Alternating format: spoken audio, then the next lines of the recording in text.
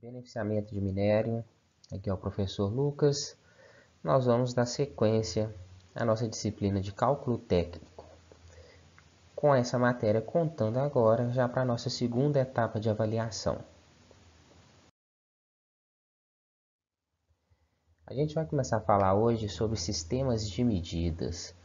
Então, qual que é a importância de um sistema de medida? Para que medir? A gente começou a ter a necessidade de medições a partir do momento em que o comércio se intensificou na antiguidade. Então, a pessoa queria comprar uma certa quantidade de grãos de milho, por exemplo, era impossível que essa quantidade de grãos fosse contada. Então, criou-se a necessidade de mensurar, ou seja, de medir a quantidade de grãos que estava sendo vendida, tá? Então, por essa necessidade de medição, que criou-se o que a gente conhece hoje como sistemas de medida.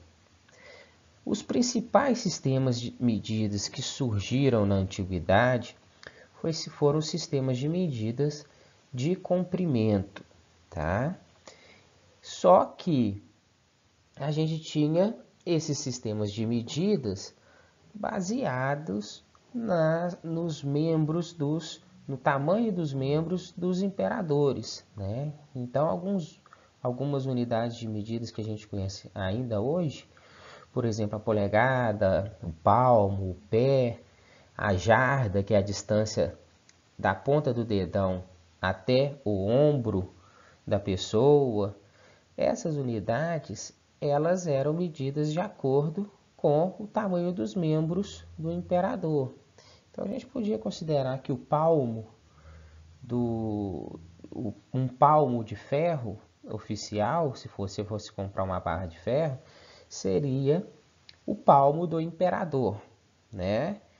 Então a gente começa a ver um problema aí, né?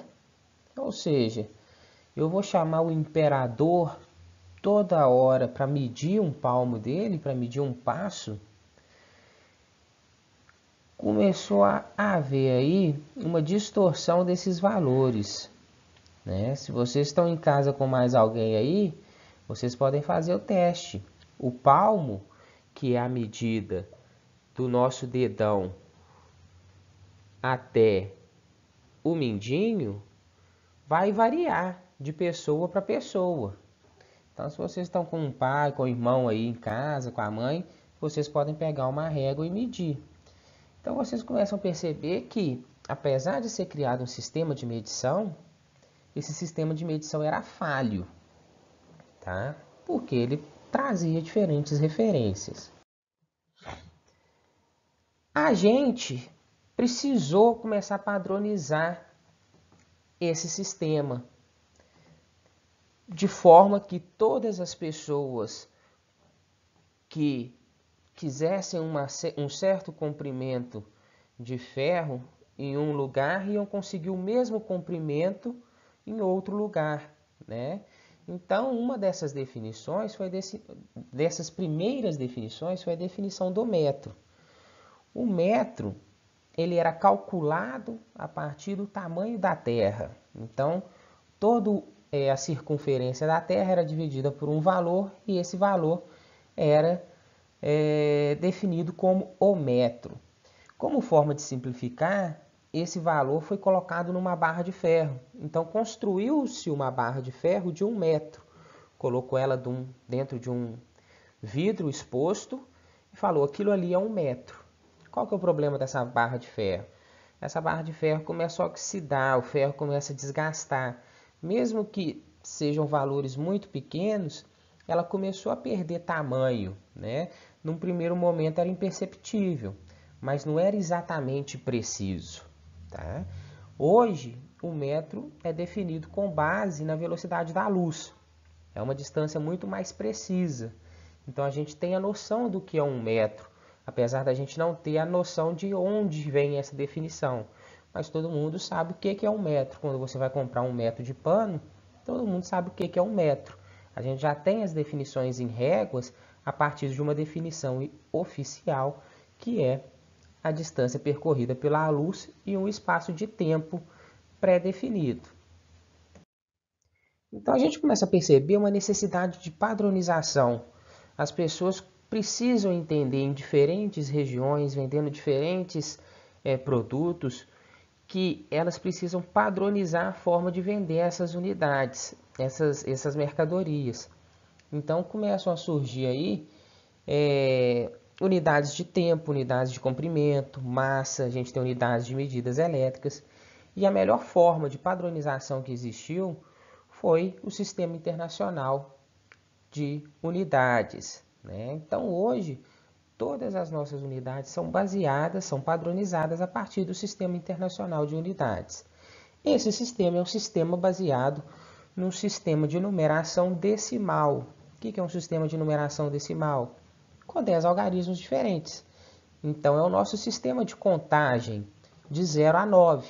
E a partir daí a gente acrescenta algarismos, mas eles são repetidos, né? Isso é o que a gente chama de sistema decimal. Então, nosso Sistema Internacional de Unidades é um sistema baseado em um sistema decimal de unidades. Então, nós vamos trabalhar aí algumas unidades de medida. A primeira delas é a unidade de tempo. Década, ano, século, meses, segundos, tudo isso aí são formas de medir o tempo, tá? Mas no sistema internacional, a nossa principal unidade, a que é aceita e a que é referência, é o segundo. Então, a gente vai priorizar o trabalho do tempo em segundos. Para trabalhar o tempo em segundos, a gente precisa saber converter esse tempo em segundos quando ele é dado em horas ou em minutos. Como que a gente vai fazer essa conversão?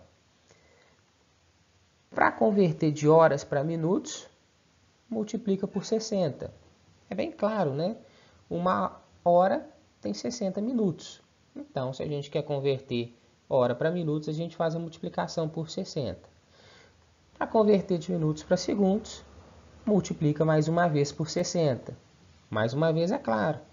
Se a gente tem 1 minuto com 60 segundos, para a gente transformar de minutos para segundos, a gente precisa fazer a multiplicação por 60. O caminho inverso precisa ser realizada a operação inversa. Então, se eu quero transformar segundos em minutos, eu preciso dividir por 60.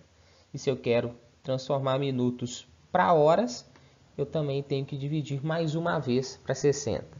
A gente consegue fazer essa conversão direta de horas para segundos, realizando uma multiplicação por 3.600, e a gente consegue fazer essa conversão direta de segundos para horas, realizando uma divisão por 3.600, tá? Mas quem preferir pode transformar primeiro para minutos, para depois transformar para segundos ou para horas, beleza? Unidades de tempo, a gente percebeu que maiores do que 1 segundo, a gente tem os 60 como referência. Para unidades de tempo menores do que 1 segundo, a gente passa a ter números divididos por 10.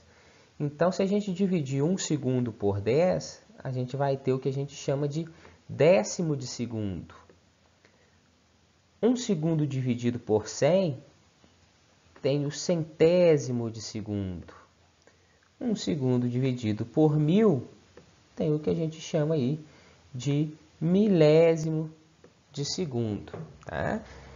A gente tem unidades menores, mas para o que a gente está acostumado a medir, não vão ser muito úteis. Então, onde que a gente costuma ver essas unidades aí de décimos, centésimos e milésimos de segundo? Quem costuma acompanhar a Fórmula 1, a gente consegue ver lá o tempo dos pilotos, né? Sempre tempo de uma volta lá, ó, costuma ser 1 minuto, alguns segundos aqui, né? Vamos colocar aqui 11 segundos. E depois ele separa com vírgula algumas casas decimais aqui. Então, décimos, centésimos e milésimos de segundos, né? Então, unidades pequenas do nosso dia a dia aí, menores do que 1 segundo, são comuns em medições, por exemplo, de Fórmula 1. Então, eu vou deixar um exemplo para vocês trabalharem aí, não vou resolver com vocês hoje, vou deixar para vocês resolverem, quebrarem a cabeça. E na próxima aula de unidades de medidas a gente resolve junto e confere a resposta. Peguem aí o enunciado. E vou falar agora de sistemas de massa. Tá?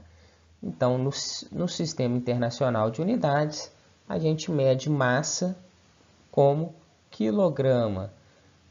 Uma observação aqui, eu estou falando de massa, eu não estou falando de peso.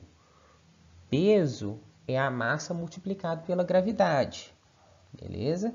Eu estou falando só da massa, então a massa é dada por quilogramas, tá?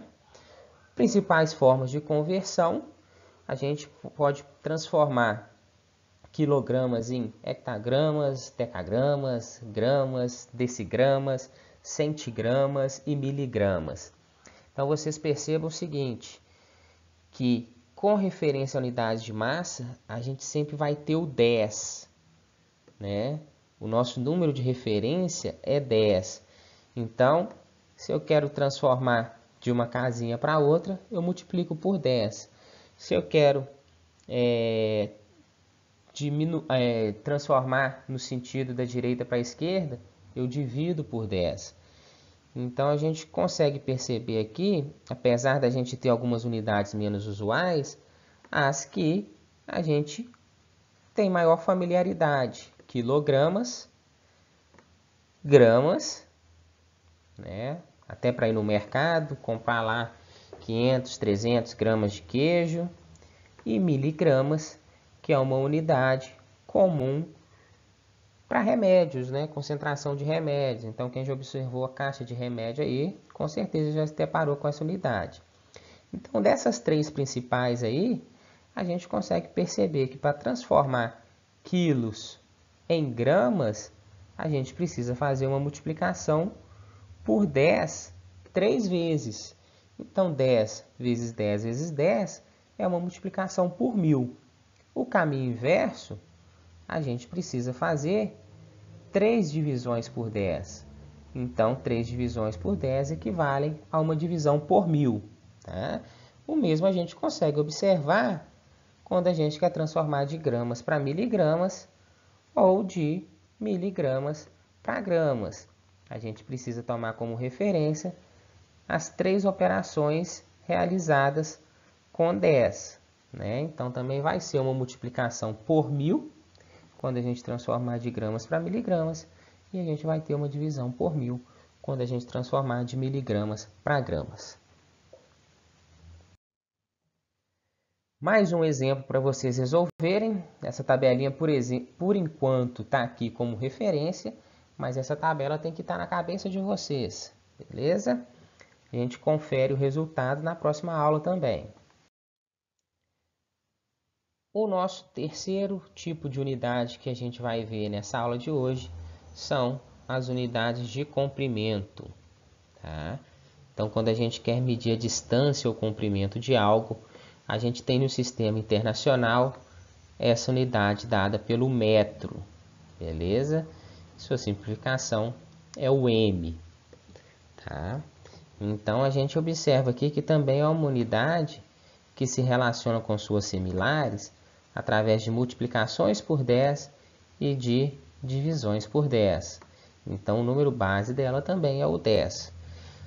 Então, está aqui, ó, bem no meizinho aqui, ó, a nossa unidade no Sistema Internacional de Medidas. Outras comuns, quilômetro, que a gente mede grandes comprimentos, né, distância de uma cidade para outra. E a gente tem bem comum ao nosso dia a dia centímetros e milímetros. Para quem já fez curso de desenho técnico para desenhar peças, é bem comum também e necessário essas duas unidades. É a mesma ideia do nosso quilograma lá, para a gente fazer a conversão de metros para unidades menores, a gente precisa fazer uma multiplicação por 10, né? Então, 1 metro tem 100 centímetros, 1 metro tem 1000 milímetros. Para a gente fazer a conversão do metro para unidades maiores, a gente precisa dividir por 10. Tá? Aqui, decâmetros, hectômetros e quilômetros. Então, 1000 metros equivalem a 1 quilômetro. 1000 metros eu vou dividir por 10 uma vez para encontrar decâmetros. Então, 1 metro equivale a 100. Divido por 10 mais uma vez para encontrar hectômetros. 1000 metros equivale a 10. Eu divido por 10 mais uma vez para encontrar quilômetros. Então, 1000 metros equivalem a 1 quilômetro. Beleza? Mais um pequeno exemplo para vocês, agora referente à unidade de metros. E a gente confere essa correção também na próxima aula. Tá? Turma, por hoje é isso. Eu só queria passar um pouquinho dessa história de medições e de unidades de medidas para vocês. A história é bem mais ampla, mas a gente conseguiu pôr um pouquinho de como isso surgiu e da necessidade de se medir e da necessidade de se padronizar essas medições. E conhecemos as nossas 3 primeiras unidades de medidas aí. Conhecemos não, né? Tenho certeza que eu só recordei algumas informações que vocês já tinham em mente. A gente se vê na próxima aula. Um abraço.